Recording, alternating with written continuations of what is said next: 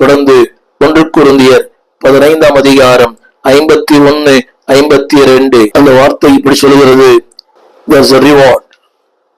இதோ ஒரு ரகசியத்தை உங்களை அறிவிக்கிறேன். நாம் எல்லாரும் நித்திரை அடைவதில்லை. ஆகிலும் கடைசி காலம் நுழைக்கும் போது ஒரு நிமிஷத்திலே, ஒரு இமைப்பொழுதிலே நாம் எல்லாரும் மறுரூபமாக்கப்படுவோம்.